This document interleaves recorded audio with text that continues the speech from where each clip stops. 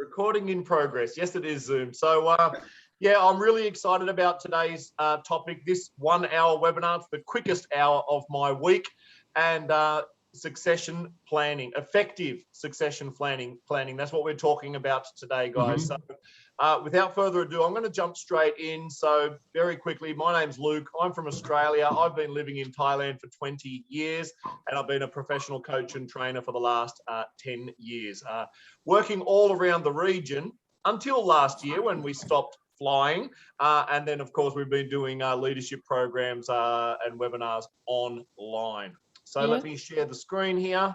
Hello. Hi. Hey.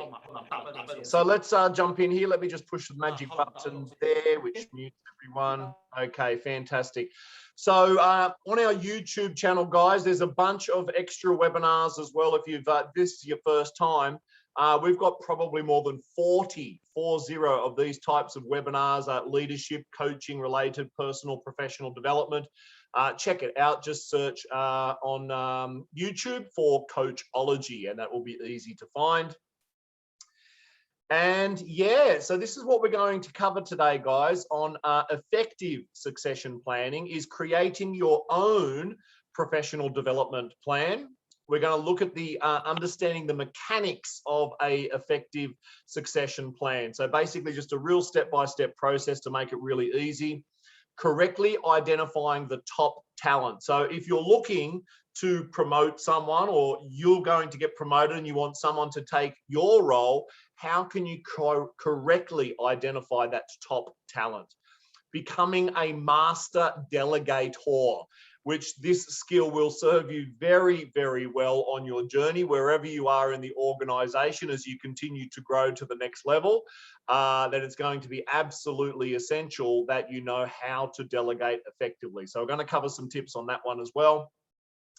Mentoring and coaching techniques for accelerated growth. So, you know, one of the biggest traps for succession planning and delegating and trying to help people grow within the organization is that we give them all of these tasks. We say, do this, do that, or here's the goal. I want you to grow to that area.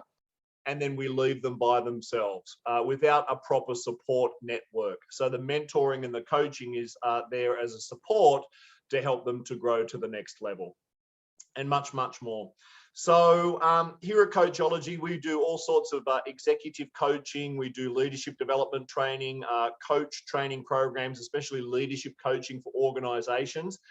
And in fact, when I talk about one-on-one executive coaching that we do for these organizations, I would say that 50% of the one-on-one and executive coaching that we're offering is to support the organization and the leader with their succession plan. So in other words, we're helping the leaders inside of an organization grow to the next level. And more than 50% of our one-on-one coaching engagements is in that area. So for those of you who are looking to develop your coaching skills, maybe you're already a freelance coach or you're an internal coach, just know that your coaching skills can really help organization with their succession plans.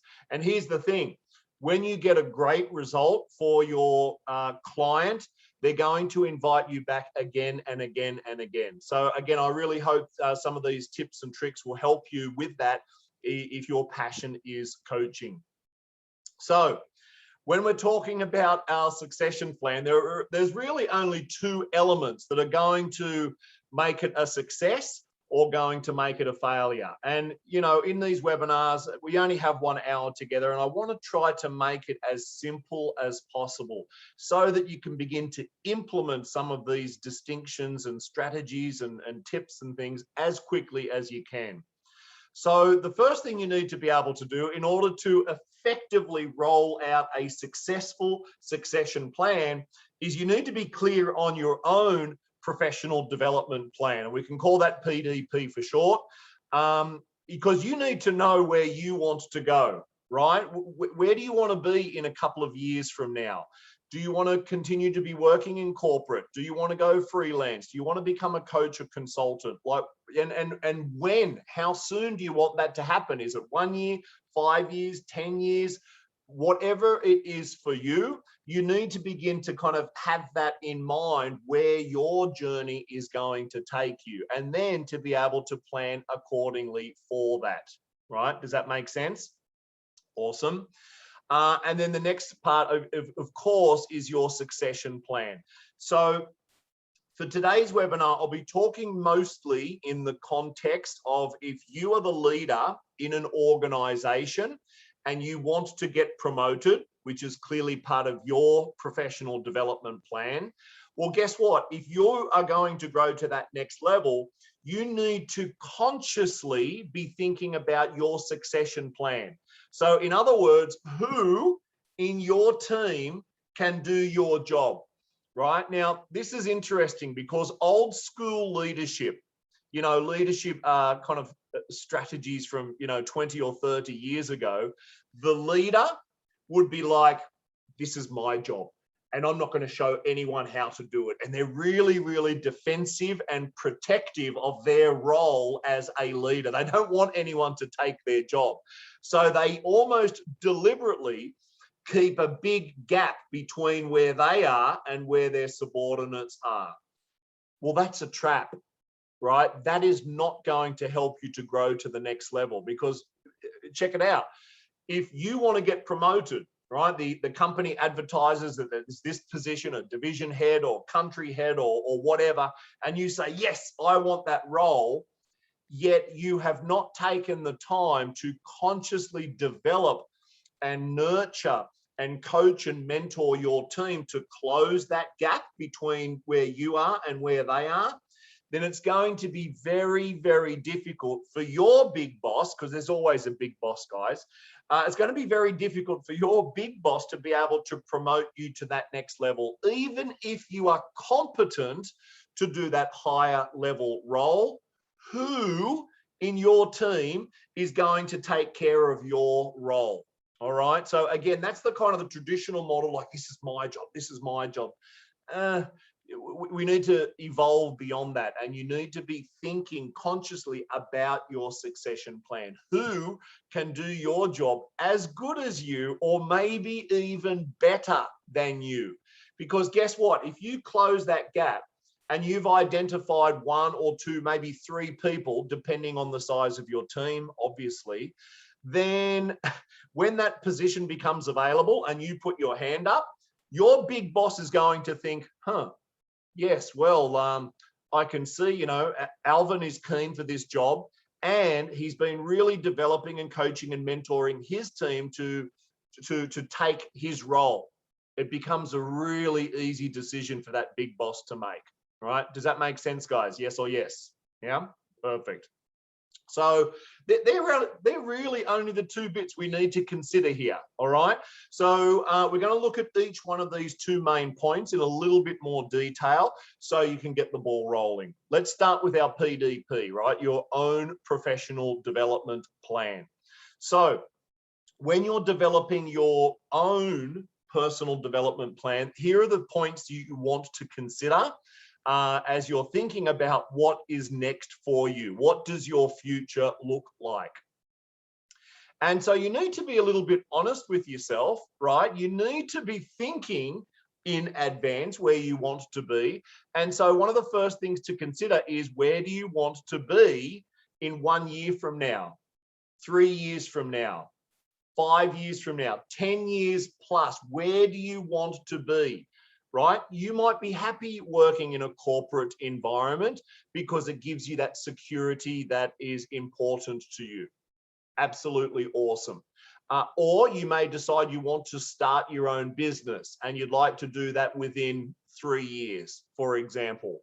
Awesome. Right? So let's say, for example, if you wanted to start your own business, whether it's a coach or consultant, or you want to sell widgets or doodahs or whatever that business of yours is, whatever you're passionate about, well, what are you going to do between now and that point in time where you're going to move from a corporate world, for example, into running your own business? What can you begin to do now in order to prepare you for that transition in 1 or 3 or 5 years, or whatever timeline you decide, right? So for example, on this one here, We have many people come to our leadership coaching program run by or certified by the ICF or our NLP program.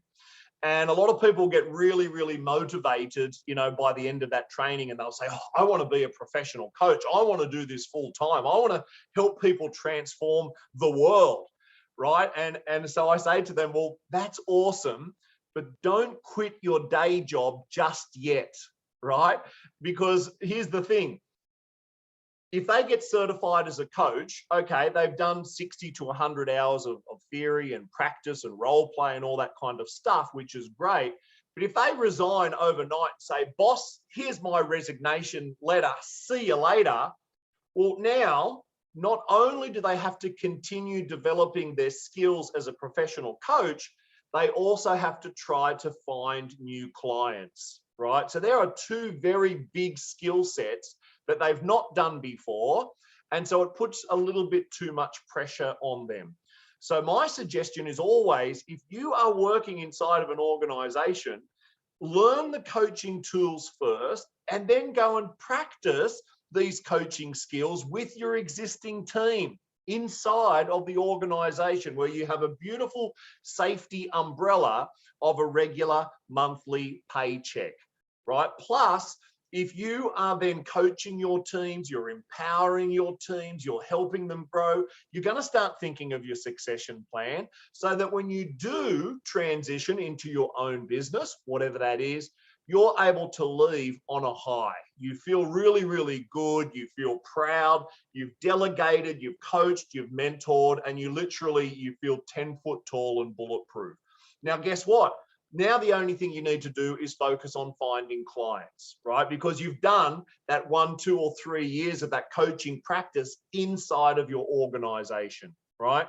So whether it's starting your own business, or maybe you want to simply get promoted in the same organization, or maybe you want to go to a different organization and remaining in corporate world, whatever that decision is for you, it's absolutely fine. There's zero judgment here. Only you know what's best for you. And you do want to be thinking about that in the future. So that's one of the very, very first things you need to do. Find someone to help you, right? So once you've kind of identified a bit of a rough plan that, yes, I'm going to do this, this, and this over these next few years, and I need to do this part before I need to do that part, awesome. It's going to be really, really challenging to do it on your own. So find yourself an old boss, someone that you look up to, someone that you respect, your mother, your father, a favorite uncle, or whoever. Find yourself a mentor, find yourself a coach, speak to a consultant, find someone, right? The gist of this is find someone who has already proven themselves successful in that role in which you want to grow to. Right? Again, whether you want to be a freelance or a professional consultant or coach, or you want to start your own business, you do not need to reinvent the wheel. You do not need to start from zero. So go out there and find a mentor, find someone who's already achieved success in that role in which you aspire to be. Right? I've been very, very fortunate in my career, before being a coach and since being a coach, that I've always surrounded myself with mentors and people who are 2 or 3 stations above where I am at, right? As the old saying goes, we become an average of the 5 people that you spend most time with. So you want to surround yourself with successful people. You want to surround yourself with people that have achieved that similar goal that you want to achieve, because it's in those discussions that you're able to kind of get the wisdom and the insight and the strategy and the process, and you're able to accelerate your own success. Yeah. What do you need to learn? All right. So as you're growing, as you're aspiring to that next level, whatever that is for you, that there's going to be things that you don't know that you don't know. Right. And so at some point, you're going to have to learn new skills. Yeah. So many, many years ago, when I was working in the hospitality industry, I got promoted to be general manager, which was also at a different hotel than the one that I was just working at. So I'm in the GM role. It's a brand new hotel. well, it's a new hotel for me. So, you know, I'm working together with the team, and I'm, you know, trying to get systems and processes in place. I was really good at that part. Then I realized that as the GM, I have to create the budget for the hotel. I have to get clear on what kind of revenues we're going to generate, and I have to be clear on what kind of costs we're going to incur. And of course, the ultimate bottom line is the profit. I knew hardly anything about P&L statements or balance sheets or even Excel spreadsheets back then. Guys, this is like 15 years ago. And so rather than try and figure it out myself, one of my good friends happened to be a chartered accountant. So for 1 or 2 hours every couple of weeks, we would sit down together, and he basically mentored and trained me on how to create a budget and a whole P&L sheet. So within 2 short months, I went from zero about accounting and budgeting up to very, very competent, I would say 80%, which is good enough because we always had an official accountant who would double check everything. And so that accelerated my journey in that area that I did not know. What other suggestions do you have, guys? As always, I love to hear from you guys during these sessions. So tell me in the chat box, what else do you think is important in regards to having your, to create your professional development plan, your PDP? Go ahead and pop it into the chat box, please. I've got a few more to share with you. You can ask yourself, right? And this is a bit of a tough question to ask yourself because the truth might not always be pretty. What's been preventing you from growing in the organization in the past? Was it a lack of proactivity? Was it a lack of skill or capability? Was it a lack of human kind of engagement and interaction, or what we call rapport, your ability to build trust? So once you ask yourself that question and you come up with the honest answer, that will give you a real clue as to what you should begin to focus on in terms of, you know, what do you need to learn and where do you need to grow? What kind of mentor do you need to find yourself? What are your values? So our values are simply what is important to us. And our values, believe it or not, they're quite unconscious, meaning that we're not always aware of what our values are. So if you are really thinking about, you know, whether it's starting your own business or getting promoted or whatever it might be, you need to make sure that your values are aligned with that next step, whatever that is for you. So for example, if you're an environmentalist and you love trees, and then suddenly you got an opportunity to drive a bulldozer in the Amazon rainforest, well, clearly that job, that function is not aligned with your values. Now, of course, that's a bit of a silly extreme example, but you get the point, right? You need to make sure is that role that you're moving to, is it aligned with who you are, your values, what's important to you, your ethics, and so on. It's always better to be aware of that before you take that leap outside of your comfort zone. What brings you joy and passion? Right? What is it that brings you joy and passion? You've really got to know. So, you know, as I got to the end of working in hospitality, I was doing it for a total of 10 years. When I got to about the 9-year mark, I kind of realized that I was not passionate about hospitality anymore. And I did not want to be some old guy running around a hotel 6 days a week, 12 hours a day, putting out fires with guest problems and so on. I just knew that that was not my passion anymore. So I asked myself, at what time in my life have I been most alive and most passionate? And so I asked myself that question, and this is the question you can ask yourself to help find your own passion, or you can ask your clients. So I kind of sat with that for a day or so, and then it came to me. The time in my life where I felt most alive, where every neuron in my body felt like it was firing and I was just like tingling all over, happened to me many, many years ago in Australia, 20 years ago, when I completed my first personal development program. I was there as a student. It was a 4-day program. It was an NLP based training. At the end of that 4 days, my mind was blown.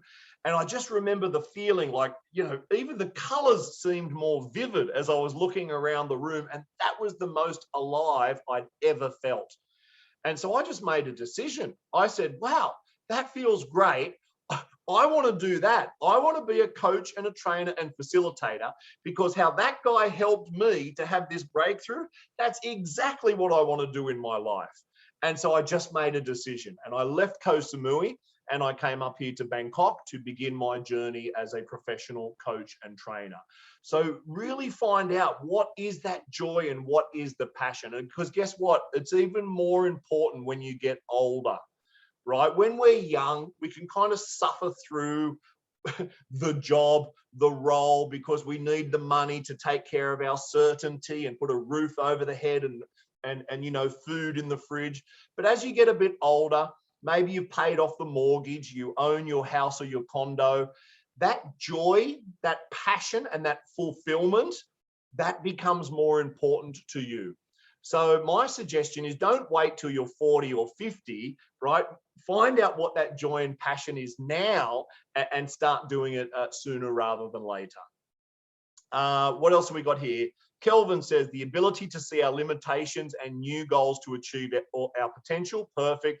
A willingness to change. Absolutely, guys. Spot on. Now, a good question you can ask yourself is, where do you need to be, right? So what do I mean here? So you've got a clue as to where you want to be in that, 1, 3, 5, 10 years, whatever, in terms of the role or the function or your business or whatever that is.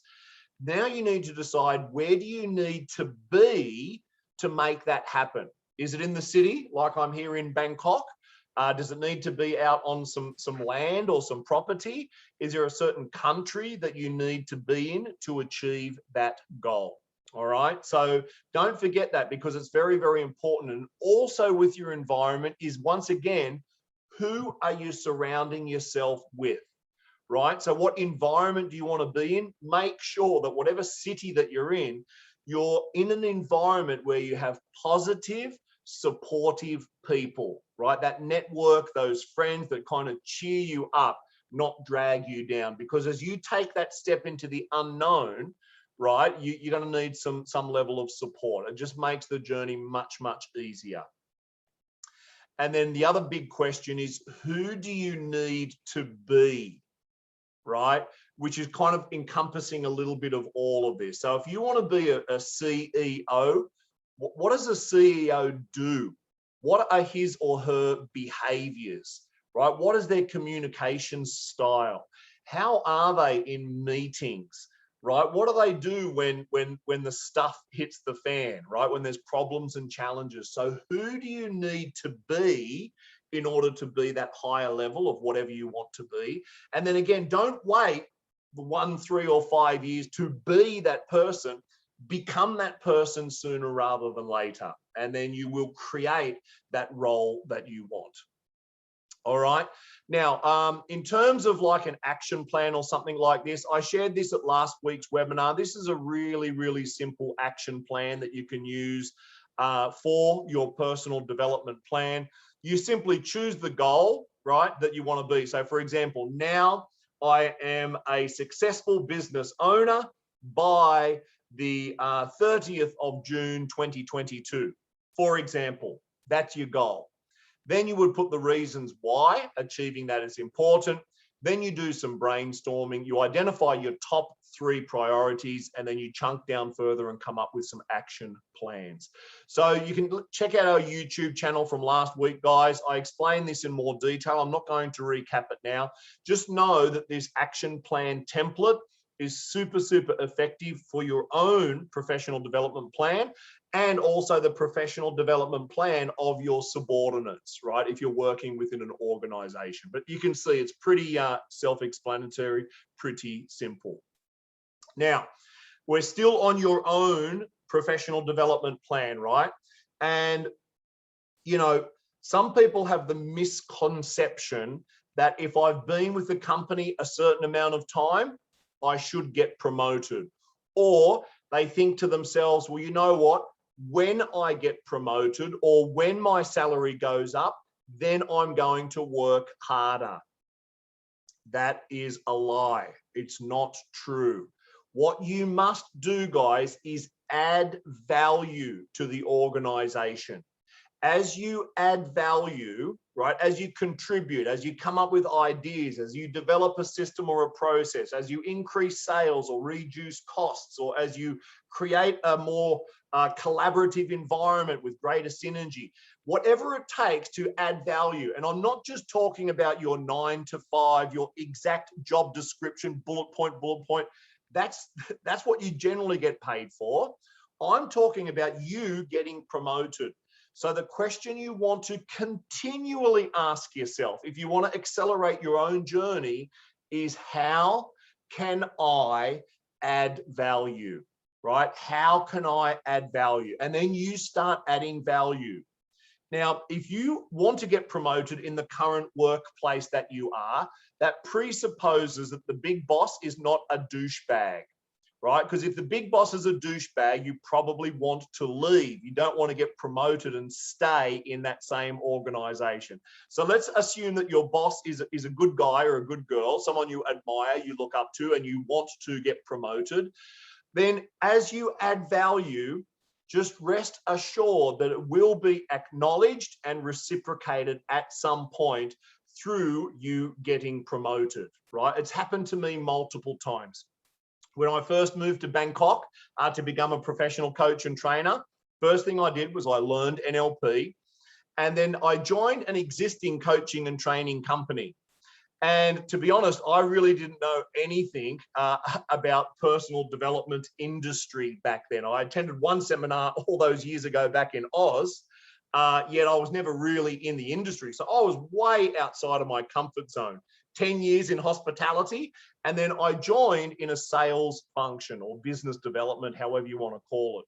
Now, in the first 3 months, which was my probationary period, I totally sucked. I hated making cold calls. We did not have a marketing strategy. I didn't really know what I was doing. I would go to networking events and try to find business that way. In 3 months, I got maybe one sale, a total of $1,000. That's not a lot, guys, over 3 months. So I was almost ready to throw in the towel and just give up. But I caught myself and I thought, well, hang on. I made the decision to be here. How can I make this work? How can I add more value to this situation? Now, my monthly salary when I first joined was about $1,000 per month. And I went to the business owner at that point, let's call him Bob. And, you know, I was ready to throw in the towel. And I said, no, I've got to make this work. And, you know, I just come from being a general manager in a 5-star hotel on Samui, managing 100 staff, right? And I wasn't utilizing those skills as I was doing cold calls. So I said, Bob, listen, I said, this is crazy. I said, we really need to focus on our strengths here. I said, I tell you what, you are going to promote me to be managing director. I said, I'm going to take care of all of the staff. I'm going to create systems and processes so everything runs smoothly. You won't have to worry about a thing. You're going to double my salary to $2,000 per month, and I'm going to get a piece of the pie, a commission on every sale that all of the sales team do. What do you say? And he looked at me, and you know what he said? Thank you, Luke. That sounds great. Let's do that. Right? I was almost shocked. He agreed. But you know what? Almost overnight, because we were now focusing on our strengths, my strengths was the leadership style, his strength was the training and the coaching at that time. Boom. We just totally exploded the company to be hugely successful very, very quickly because I was adding value by focusing on the strengths. So again, guys, the point here is don't wait until you get promoted to add that value. Start doing it now, because the big boss is always looking. And when they see that you're contributing and helping the organization grow, then that reward is going to come back to you. All right, so far so good? Yeah, any questions? Yeah, so we'll touch on performance appraisals in a second there, Sue, 1 second. Okay, so we've looked at your professional development plan, your PDP for yourself. Now we're going to shift to that second area, which is your effective succession plan. And again, I want to keep it as simple for you guys as possible. So I just want to share with you here the mechanics, right? The kind of the main chunks or the main areas of an effective succession plan. First one being, what role is becoming open or vacant? So I know that sounds pretty obvious. And if it's your role, right, if you're looking to get promoted, well, then it's going to be your role that's becoming open or vacant. But the reason why I put this here is because, I don't know, maybe you're in HR, or maybe you are the business owner and you're thinking about moving people around a little bit. So the point here is whatever role is becoming open or vacant, which might be your role if you're doing this for yourself, then clearly as you identify what that role is, you must have a clear job description for that role. All right, so guys, if you're taking notes, whatever role, identify the role that's becoming vacant, then make sure you have a clearly identified job description. Because guess what? If you're a startup or you've started as a solopreneur and then you're starting to grow and maybe you're up to 5 or 10 people, chances are you've never sat down and really got clear on a job description, right? So do that. Because there's a big transition when you get to an organization. Let's say you start your own business and you get to 5 to 10 employee, right? And you're nice and agile. Things move quickly. It's an exciting, fast pace. You kind of have the jack of all trades or the Jill of all trades. Everyone kind of rolls up their sleeves and just gets stuff done. Once you get above around 10 employee, give or take a few, the dynamics in the organization starts to change, because now you'll have what we call a head of department, right? So you might have one person in charge of that division, another person in charge of that, and so on. So now you need to start to have an organizational chart. So the dynamics will begin to shift, yeah? And then that shift happens again at around 40 employee. As you get up to 40, there'll be another kind of evolution or transformation, if you like. So wherever you are, and even if you're a big organization, maybe you do have a job description, make sure it is up to date, right? Especially with work from home and hybrid working environments now, it's really important that that job description is really, really clear. Again, this might sound obvious, but by when do you want someone in that role?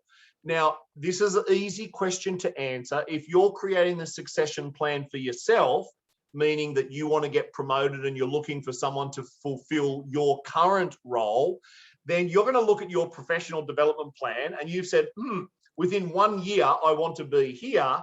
Well, now you know by when you want someone in your role. Obviously, a couple of months before you want to have your role, because you need to be able to hand over all of the tasks and everything it is that you're doing. So again, these first 2 points, pretty easy, pretty straightforward.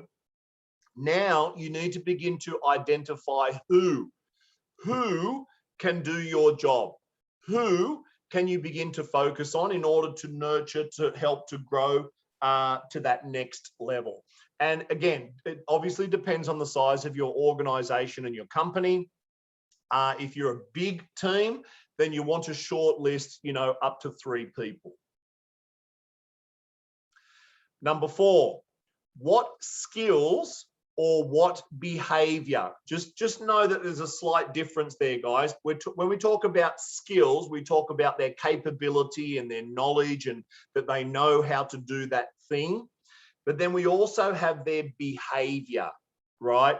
Are they able to build rapport? Are they able to create synergy and collaboration? Are they a team player? You know, one of the biggest traps that I see in organizations these days, and it's getting better, thank goodness, is that someone will get promoted in the organization simply because they've been in the organization for a long time. That's a trap.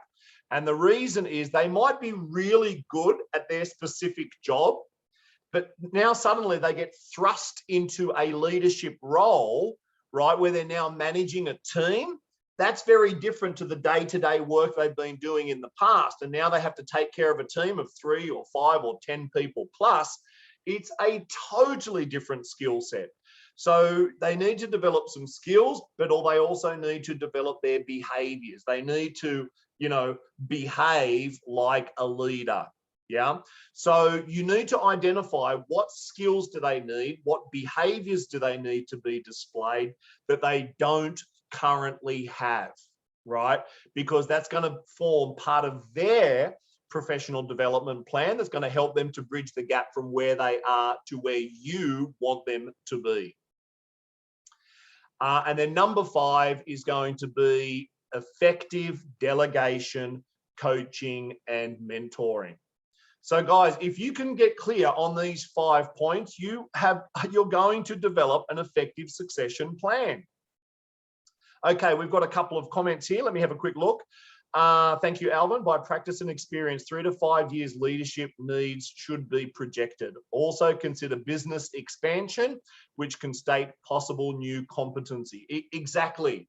So the point that Alvin is touching on there, guys, is you've got to be proactive, right? You've got to be thinking ahead of the game. There's nothing worse than when you've got vacant job role or job function in your organization, even though it's budgeted for and it's approved and all of that, but there's a vacant seat, right? It puts a lot of stress on everyone inside of the organization. So if you know that you plan to double your business next year, start thinking about the people that you need in those key roles now. Yeah, so yeah, exactly, Kelvin. The group, they're so used to be a worker than a leader. It's a totally new dimension for them. Yep, exactly. Very good. Awesome. So far, so good, guys. Yes? Okay, so identifying key talent, the top talent, right? So again, you know where you want to be, all right? You understand the mechanics, right, of how you're going to create an effective succession plan. And well, now you need to identify your top talent, right? Now, there have been books written on this. I'm sure there are other webinars. There's probably 3-day courses on how to do this. I just want to keep it really simple. And again, this has been based on my personal experience. And also, you know, literally the hundreds and hundreds of companies that I've been working with and the thousands of leaders that I've worked with over the years. These are the most simple points that I can come up with. This is the first one. When you're identifying your top talent, I would choose their attitude and their mindset over any other criteria. Skills can be taught. Behaviors can be developed. Experience can be earned. All of those things can happen quite easily if you allocate the correct resources. But having the right attitude and having the right mindset, guys, I would always choose attitude over experience every single day of the week, right? Because everything else can be trained and coached and mentored, everything else. And okay, experience on the job, it will come, right? If they've got the right mindset and they are willing to do whatever it takes to grow up into that role, then guess what? You will succeed. You know, going back to hotel world, when I was first in hotels, I knew nothing about hotels. I do not have a hospitality degree. When I started working, my salary was $200 per month when I was working in Koh Samui. My big boss, he could have fired me. He could have kicked me out 100 times over. But you know what? Even though I admit I was totally ignorant and I had zero idea, whenever I messed up, which was often, I always got back on the horse. I would always apologize and clean up the mess, and I would always get back on that horse and I would say, right, how can I grow from this? How can I learn from this? And he could have easily found someone more competent than me, someone with experience, someone who knew, you know, the basics of hospitality.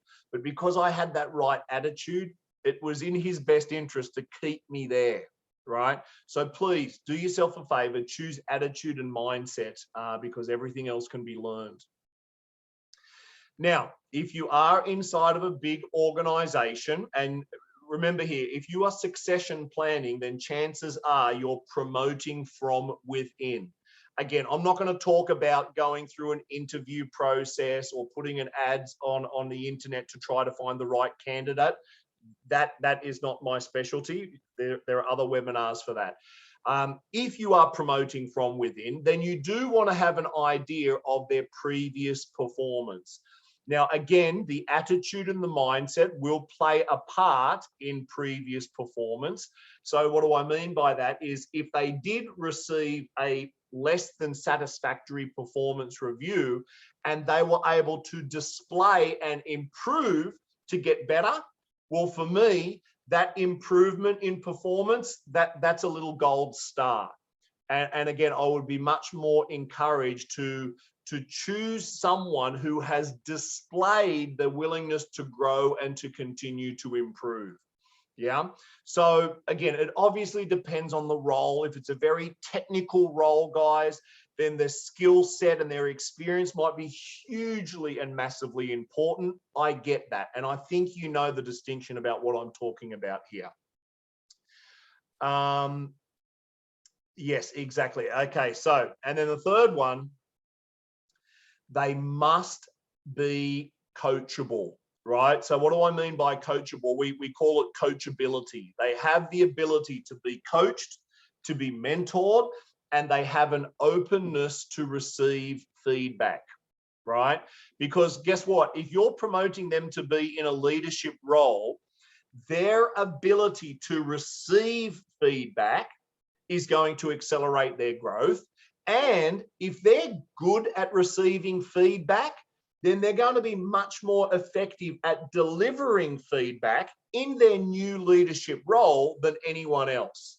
So for example, if you promoted someone, they've got all of the skills, they tick all the boxes in terms of their intelligence and their experience and all of that, but if they're not coachable and they're not open to receive feedback, gee whiz, it's going to make your life very, very tough. Yeah, so choose that person that is coachable, that is open to receive the feedback, and it'll make your life much, much easier. All right, so that's it. They're the three that I want to share with you.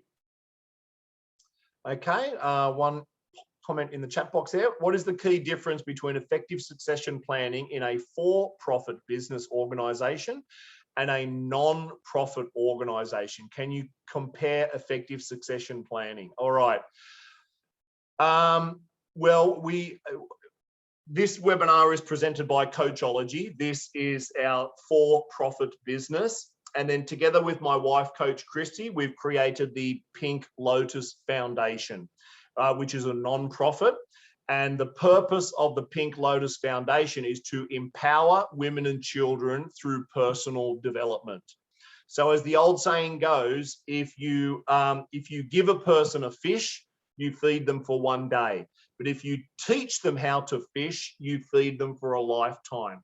And based on our personal experiences and the experiences we've seen with our clients, personal development is a skill that stays with you for life. So we offer, under the Pink Lotus Foundation, we offer pro bono coaching and training and mentoring to existing charities and foundations whose purpose is to help women and children. right? You see, if we were to help the women and children directly, it gives us a very low impact. But if we work with the existing charities and foundations who are helping those women and children, then we can positively impact literally thousands of women and children. Now, in my experience, it's the same, because guess what? Non-profits, they still need funding. They still need donors and contributions, and they still need, whether it's from a government or the private sector, or they need to apply for grants or whatever the process is, they still require money to be able to do to positively impact the people in their non-profit organization.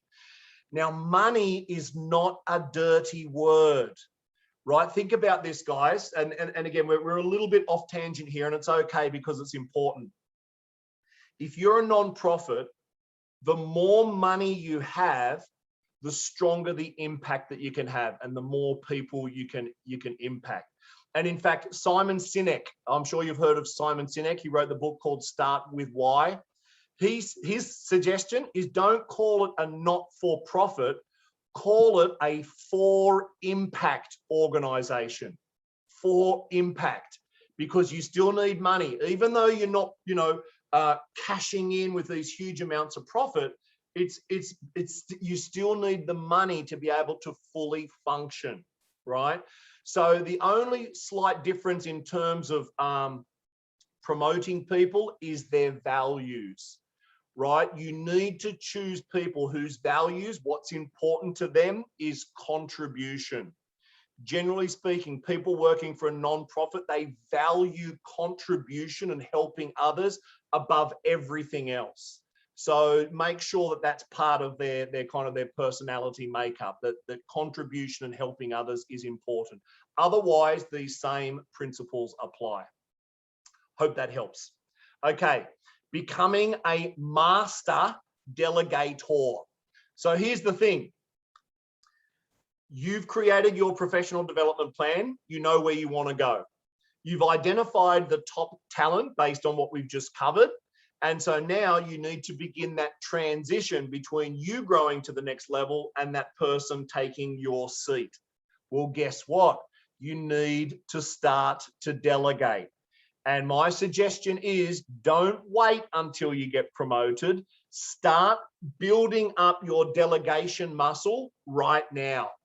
Regardless of where you are on your leadership journey, start building that delegation muscle, because you'll have to, right? You'll absolutely have to. So you want to get good at it now, so that when that transition does happen, especially if it happens quickly, guess what? You are prepared. You've done your push-ups and you're ready to go. So let's take a look.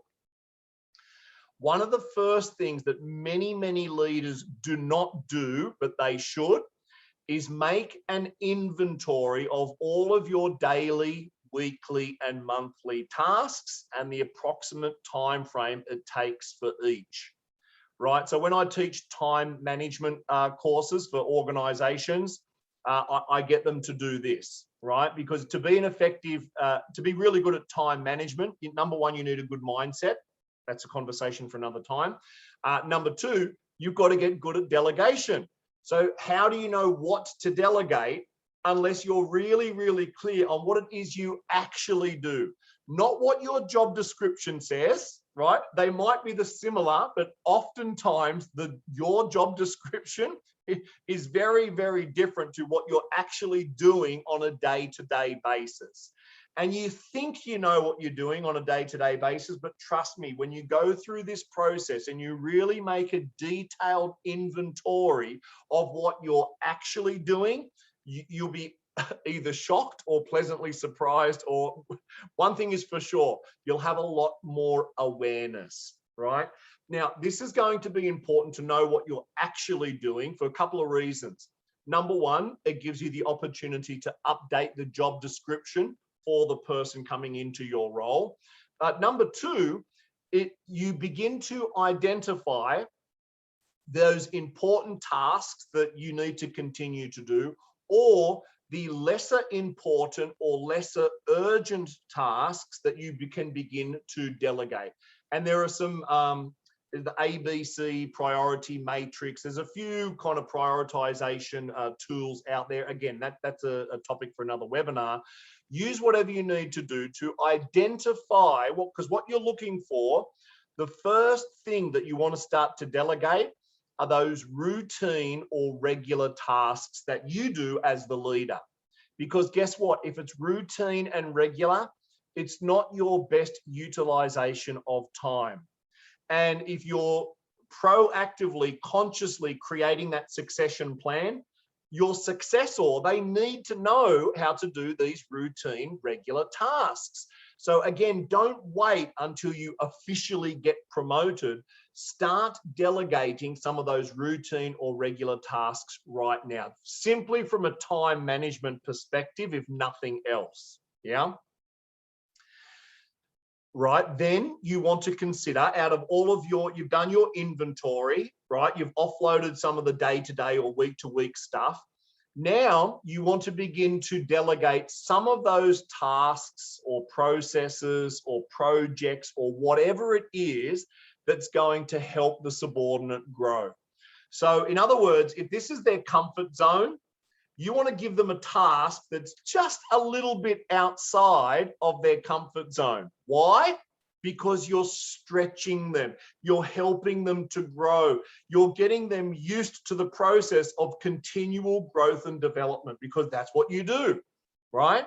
And so as you do that, you know what? They actually feel good. When you delegate something that's a little bit outside of the comfort zone of your subordinate, you're sending a very strong message. You're sending the message that I believe in you, I trust you, and I want you to grow. So those three things alone create massive loyalty and motivation and inspiration in your subordinate, okay? Trust them. Trust them. You can't micromanage and do everything all of the time, right? So again, as you start this process of delegation sooner rather than later, then trust them, right? Delegate the task, make sure you have clear communication, explain the full process, do what you need to do, make sure that they get it, right? Clarify and verify that they understand, and then set them free, right? Check in with them, right? You're not going to delegate and then come back in 3 months and say, how did you go with that project?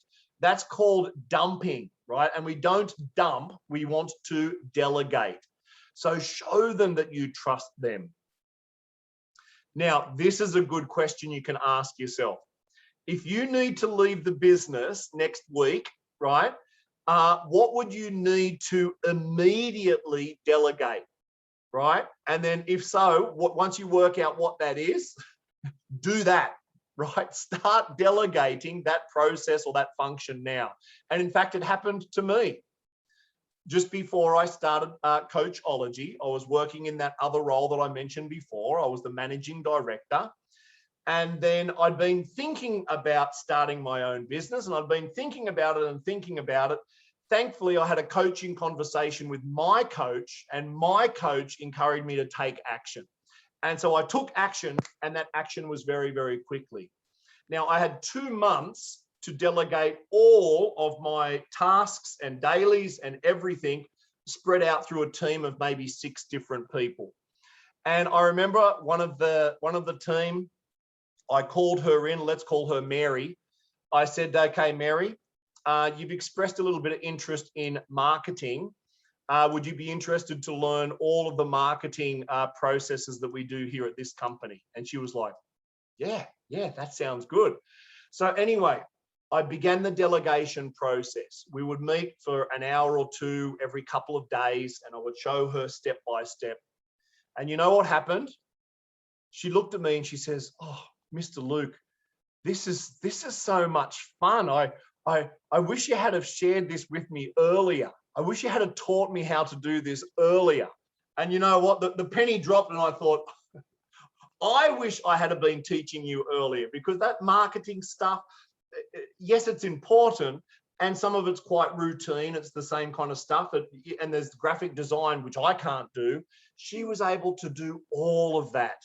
And so if I had have delegated that 1 year ago, that would have freed up my time to focus on more important things. And she enjoyed it, and she loved the challenge, and she thrived in that new role. So it was a really big lesson for me, right? So if you're going to get promoted next week, what do you need to delegate right now? And then start taking action towards delegating that thing, whatever that is, right now. So far, so good, guys. Any questions? All good? And the final step, guys, to be a master delegator is you've got to be able to mentor them, and you've got to be able to coach them as well. So again, we do not dump, right? We do not dump that project and then check in 3 months later. No, you want to check in regularly at the beginning, and then over time, obviously depending on their skills and the scope of the project and all those kinds of things, basically you'll check in more often, and then over time you'll check in less often, right? Because you don't want to be micromanaging. You don't want to be over their shoulder checking every 5 minutes. More so in the beginning, yes, and then over time, less and less and less, because you'll come back to point 4 there. Trust them. They can do more than you think they can. And you might even be pleasantly surprised. They might even do it better than you. So you got to prepare your ego for that, right? If you find you delegate something and your staff are better at it than you, just take a breath and say thank you, right? Because now you're leaving your role in very, very good hands. It means all you need to do is focus forward to that next level. Cool. Yeah, giving meaningful feedback is a skill in itself, which again, feedback, that's a whole other animal. We can do another webinar on delivering effective feedback. In fact, it's one of the most important skills as a leader, is to give effective feedback. All right, so cool, awesome, guys. That's delegation. How am I going for time? Oh, crikey. All right, very good. So just to wrap up here, guys, the final step that you want to do is you want to be able to mentor and coach techniques for accelerated growth. Now, shockingly, guys, the first thing before you mentor and before you coach is you need to identify what training do they need. Now, clearly, I'm going to go over a little bit here, guys. So if you can stay with us, great. I'm thinking another 10 minutes. Stay with us if you can, or catch the recording if you've got another meeting or something to go to.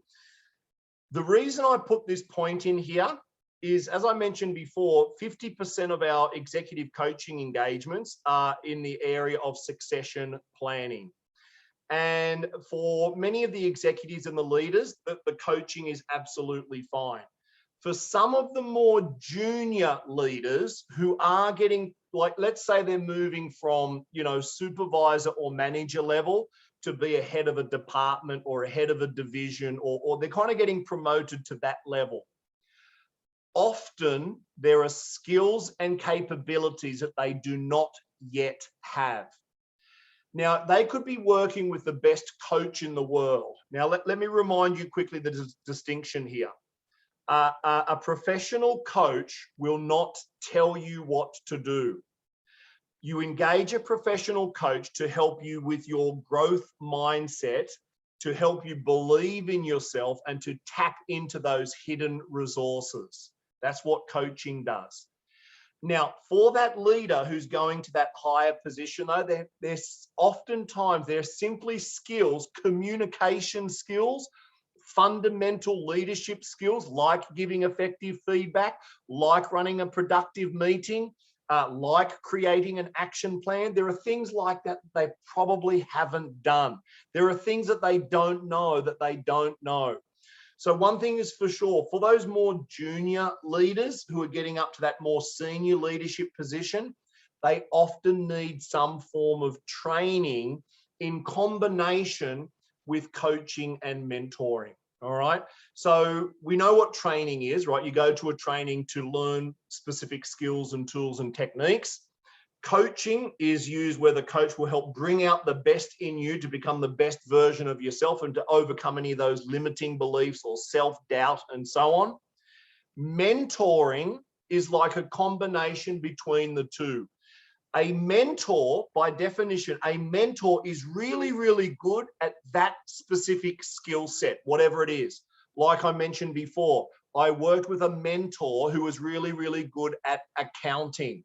So one-on-one, we worked together. He told me what to do. He asked me lots of questions. He showed me a strategy and a process in order to accelerate my growth.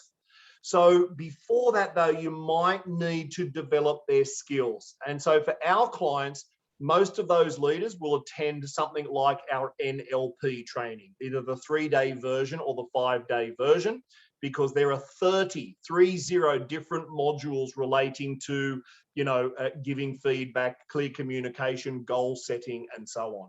All right. So, and you would have done that before, right? You would have identified their need. What do they need to be to go into that role?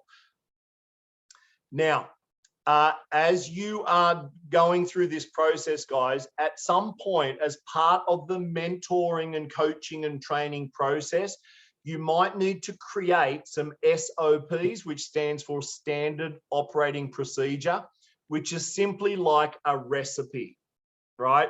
This checklist, is how to do that task.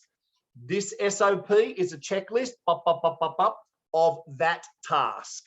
Now, for the more complicated ones, you will need to do that yourself. For the lesser complicated tasks, a really good strategy here, guys, is as you're delegating to your subordinate, you can have your subordinate, you can have them do the majority of the leg work to create the SOP, right? Especially if there is no SOP in existence. So as you kind of working with them on those less critical roles, those more routine things, you'll kind of show them and then you'll say, great, you make an SOP on that and then I'll check it, right? So as they're learning this new skill, as they're doing that new task, as they're going through that new process or system, they will write the bullet point list. So they're doing the work. So they're getting it at many different levels. They're getting it theoretically, they're getting it on the job, they're getting it through experience. Then of course, you're going to coach and mentor them. You will approve the final draft of the SOP, which is really important. If you do have to move quickly into that role, those SOPs become a support for the new person in your old role. All right. So this can be really, really useful. And that, again, that's exactly what I did at the other company. I created like a dozen SOPs for the complicated stuff. And then for the easier stuff, I had the people that I delegated to create the first draft. And then I was able to fine tune and support them with that. The best practice, guys, is a blend of mentoring, which is a little bit of telling what to do. Remember, a mentor means you're really, really good at that thing. So you have a system or a strategy or a process. Now, it might be up here in your head. This is why the SOP is so important. But a best practice for an effective succession planning to implement it is a little bit of mentoring and a little bit of coaching. Right? So you can be mentoring them, you could be telling them what to do, and you get to the next point and you could ask them, then you kind of put your coaching hat on and you say, what do you think? What do you think would be the very next step here? Or how would you approach this situation, right? So you ask them these questions to kind of get the juices flowing, to get them to think beyond their current level of thinking. This is why coaching is so powerful, right? You're inviting them to expand beyond their current level of thinking.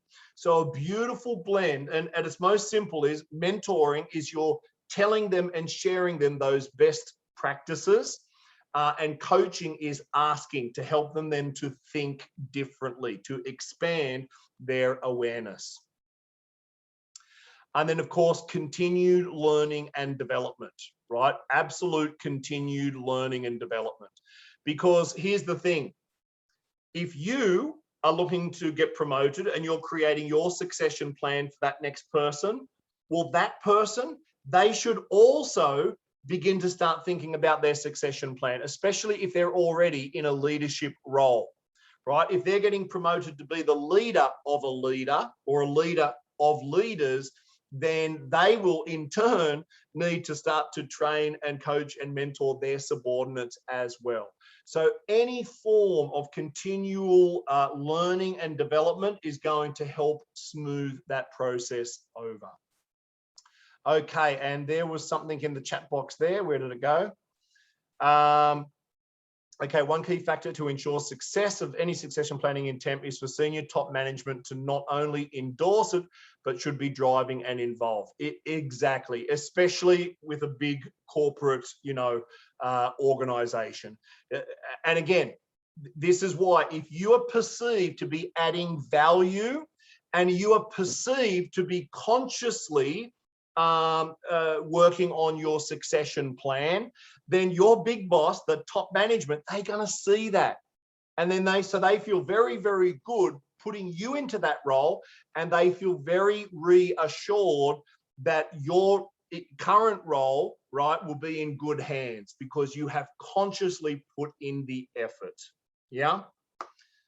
Wonderful, guys. So if you are wanting to continue your own learning and development, or if you are the business owner or you're in HR and L&D, this is the program that I mentioned before, which is the NLP Leadership Coaching 4-in-1 certification program. This is the program with 30 different modules related to leadership development, right? More than half of those are about communication, clear communication, which is really essential for our internal communication, the way that we think, and then of course our external communication, which is very important in your role as a leader. So the dates for the next session are 11 to 15 of November. You can join us here in Bangkok, or you can join us virtually from anywhere in the world. Timing is 9 a.m. till 7 p.m. Thai time. With a very special investment of 50,000 baht for that program, or we do have a monthly payment plan. If you feel that you're already a great communicator and you've ticked all your leadership boxes, then you're ready for coaching. And our ICF Leadership Coaching Program, as recognized by the world's largest coaching authority, the ICF, dates for that are 20 to 21 of November. Again, we'll be running that here in Bangkok and also virtually. If you're joining us virtually, there's about 20 hours of pre-study. Then you join live virtually for 20 and 21. And then there's some online group coaching and some tasking afterwards as well. So I'm going to send you guys an email a little bit later with details on these programs. 55K is your special webinar special. And we also have a monthly payment plan. So, ladies and gents, sorry to go over for a few minutes there. I hope you enjoyed the session as much as I did today. That's my first time teaching that. So I hope you guys enjoyed it as much as I did. Guys, wherever you are in the world, stay cool, stay awesome. Please come and join us for one of these programs. I guarantee it'll positively impact your life, your leadership, and your business. Until next time, guys. Be awesome. Or I've got a really good topic for next week too. Keep your eyes peeled for, I think you'll get an email tomorrow on that one about the next one. So until then, guys, ciao, ciao. Take care. Stay awesome. Thank you, everyone.